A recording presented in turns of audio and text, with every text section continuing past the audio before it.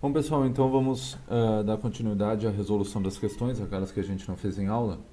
Essa 18 a gente já fez, era sobre o menu de configurações lá do Windows, tá? Onde eu falei para vocês que, na medida do possível, vocês poderiam tentar memorizar, isso está na apostila, é a página 8, tá? No caso, a apostila não, o PDF que eu enviei.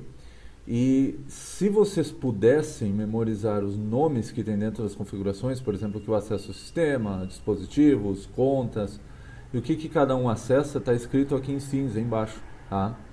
Uma outra opção, ou melhor, uma opção mais avançada, é tu, além de saber que se eu for nas configurações eu posso configurar coisas do sistema, é ter uma ideia do que eu posso configurar no sistema. Essa imagem aqui de baixo mostra. Não é necessário memorizar todos, tá? Por exemplo, no caso, tu não precisa saber o que tem dentro de jogos, o que tem dentro de, sei lá, privacidade, geralmente não precisa. Quais são os que costumam aparecer? Sistema, o personalização, facilidade de acesso e atualização e segurança, tá? Então, se tu conseguir memorizar esses, ao menos, já é de ajuda. Uma dica importante é que se tu tem o Windows 10, tu passa o mouse sobre os itens e aparece uma explicação sobre esses itens. Então, vale a pena acompanhar. Bom, voltando para a questão, então essa aqui a gente já tinha resolvido. A pergunta é, qual dos itens não é um item de facilidade de acesso? E chegamos na conclusão que o tradutor não é, por mais um motivo. Além de não estar aqui nessa lista, que é a lista de facilidade de acesso, ele não é uma função de facilidade de acesso, tá? Ele traduz, mas a facilidade de acesso sempre é referente a algum tipo de limitação física, como tu pode ver aqui, ó, visão, audição, interação no geral, tá? Bom, então a resposta certa era que o 2, o 3 e o 4... eles são opções de facilidade de acesso. Antigamente se chamava acessibilidade, pode aparecer esse termo também. Letra D. Questão 19. Suponha a seguinte situação no Windows 7 português. 1. A lixeira está vazia. 2. O usuário exclui um arquivo texto.doc da área de trabalho através da tecla Delete. 3. O usuário pressiona concomitantemente as teclas Ctrl e Z. O que deve acontecer? Bom, então... primeiro que a lixeira está vazia, tu tem que levar isso em conta na questão. Aí diz que o usuário pressiona Delete. O Delete, ele envia as coisas para a lixeira. Tá? Não esquece que se tu aperta Delete e vai para a lixeira, se tu aperta Shift Delete, aí é excluído de forma definitiva. Ele não vai para a lixeira. Só que tem problema. Se eu aperto Delete e vai para a lixeira, eu posso restaurar. Restaurar é enviar para onde estava, tirar da lixeira. Se eu aperto Shift Delete... como não vai para a lixeira, eu não posso restaurar. Aqui diz que depois disso, depois do procedimento de deletar o arquivo, eu vou apertar Ctrl Z. Pessoal, Ctrl Z é a tecla de atalho para desfazer. Ela desfaz as tuas ações sequencialmente, de trás para frente, sabe? Da última para a anterior. No caso do Word, Excel e os programas no geral, o Ctrl Z, ele desfaz qualquer coisa, digitação, formatação. Mas no Windows, o Ctrl Z também funciona. Ele vai desfazendo coisas como, por exemplo, se tu renomeou algo, se tu moveu uma pasta de lugar ou se tu deletou algo, ele desfaz isso. Então, se eu aperto Delete no arquivo, mando para a lixeira e imediatamente depois eu aperto Ctrl Z, ele desfaz minha última ação, ou seja, ele recupera. Como a lixeira estava vazia, o arquivo texto.docx é recuperado da lixeira e a lixeira fica vazia. Tá? A resposta certa é a letra B. Vamos lá? Bom, aqui era um print da lixeira, mas vocês podem mexer aí no computador de vocês, só mostrando que se eu clico com o botão direito, eu tenho a opção de esvaziar a lixeira, e dentro dele eu tenho as opções de restauração. Se eu não clicar em nada, tem a opção de restaurar os itens, ou os itens selecionados, e eu posso clicar com o botão direito também. Bem, questão 20. O Windows possui um conjunto de programas pré-instalados no computador, denominados acessórios do Windows. São exemplos desses acessórios. Acessórios, pessoal, são mini programas que o Windows já tem, como por exemplo a calculadora, o prompt de comando, e aqui tem mais duas opções, o Paint e o bloco de notas, tá? O Notepad. O bloco de notas e o Paint são mini programas que já vêm com o Windows, então eles são chamados de programas acessórios. Já o Excel, o PowerPoint, o Word, eles são programas que tu tem que pagar por eles, tu tem que adquiri-los separadamente. Se o teu computador já vem com esses programas, ou tu pagou no preço do computador, ou é pirata diretamente, tá? Um detalhe é o Outlook. O Outlook, ou Outlook, ele tem duas versões. Ele tem uma que já vem com Windows, uma versão bem simplificada, E ele tem uma versão que vem com o Office, que essa é o Office tu compra, né? E essa versão, ela é mais robusta, com mais ferramentas. 21. No sistema operacional Windows, os arquivos são postos em pastas, tal que se possa organizá-los conforme a conveniência do usuário. Tais pastas também são conhecidas por diretórios. Simples assim. No Linux, as pastas são chamadas de diretórios, e no Windows a gente chama de pastas, mas na verdade tanto faz, é sinônimo. Pasta ou diretório é a mesma coisa. Lembrando, uma palavra importante ali é extensão. Extensão são aquelas letras que vão depois do ponto num nome e elas te dizem que tipo de arquivo tu tem. No caso, um arquivo, por exemplo, HTML é uma página, enquanto que um arquivo .docx é um arquivo do Word. Não tem questão 22, questão 23. O Windows 10 em português, por padrão, não exibe arquivos ocultos que estejam gravados nas unidades de armazenamento, como HD e pendrive.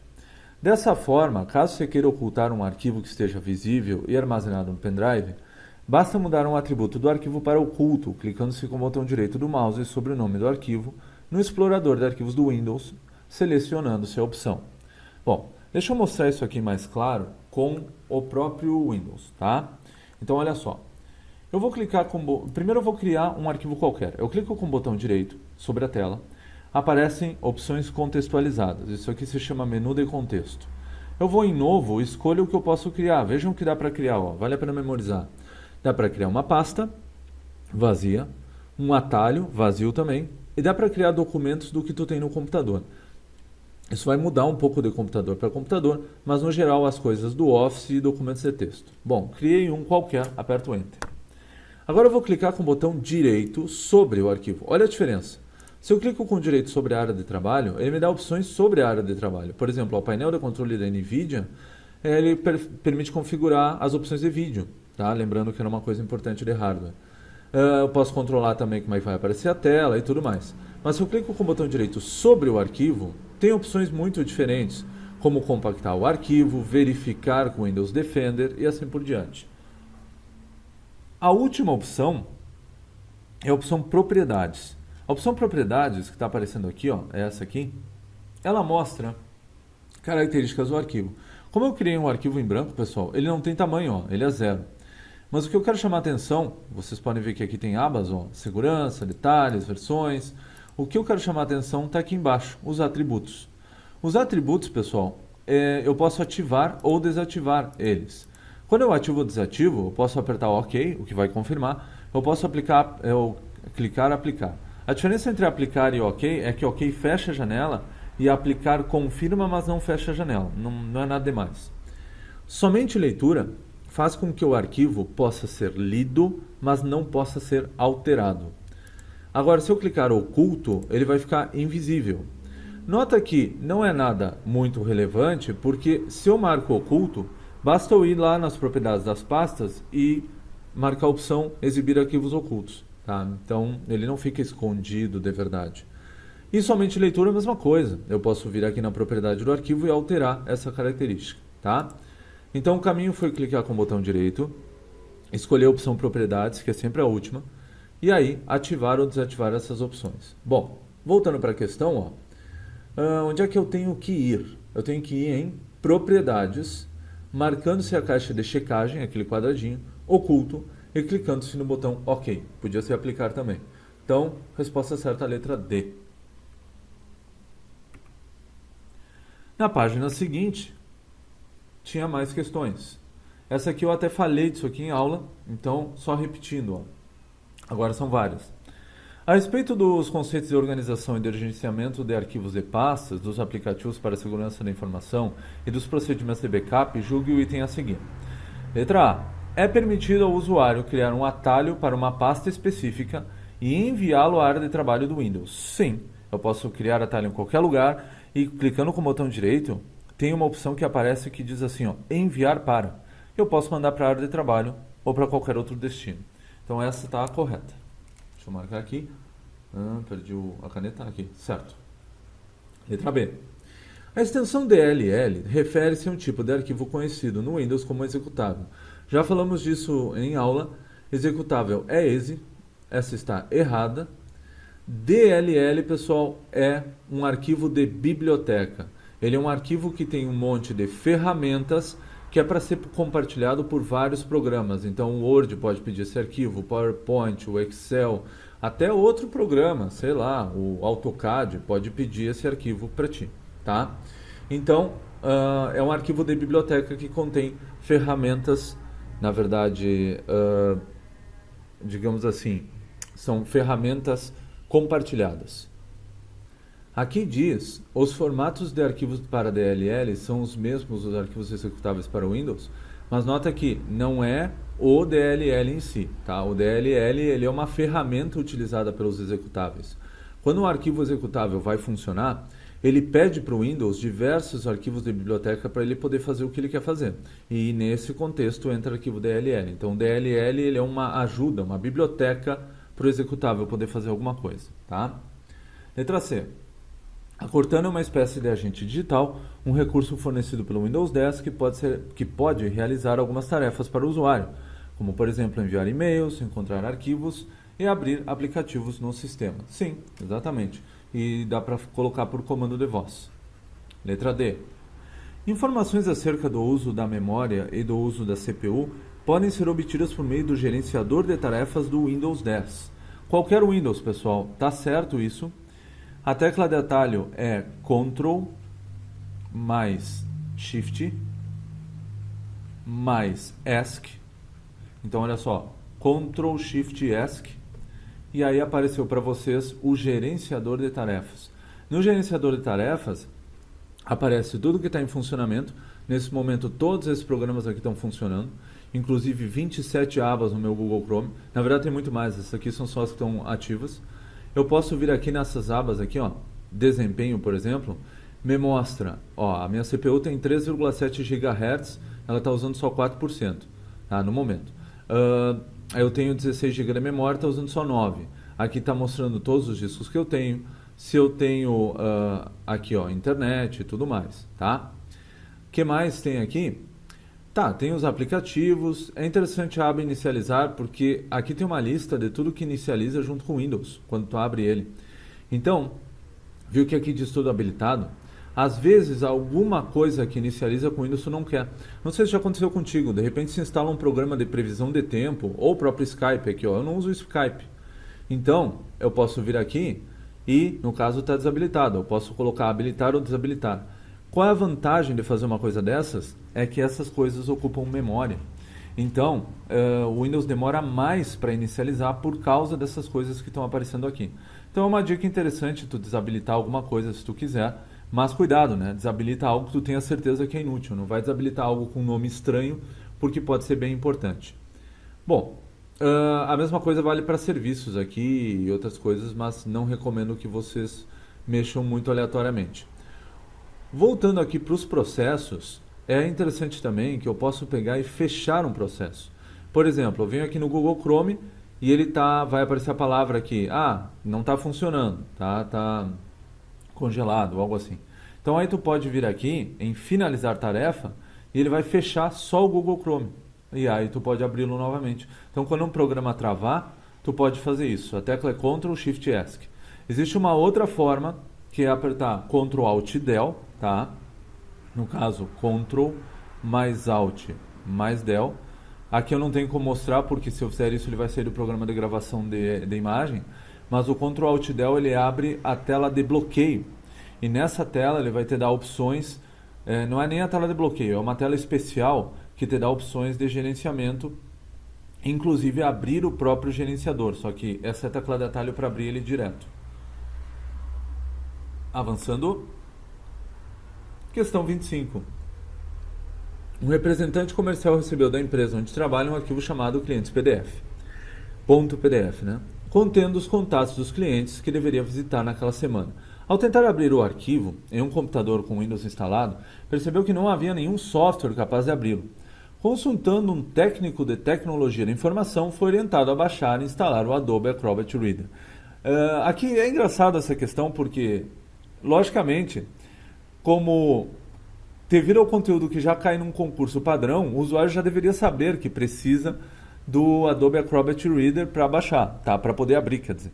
Então é um requisito mínimo tu saber isso, mesmo que não fosse um edital tão estranho.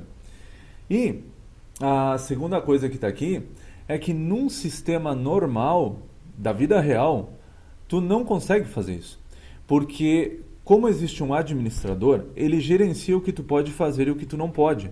E em quase tudo o que é sistema, o administrador não permite que o usuário instale programas, justamente para não instalar algum vírus acidentalmente, ou para ele não instalar um joguinho, por exemplo.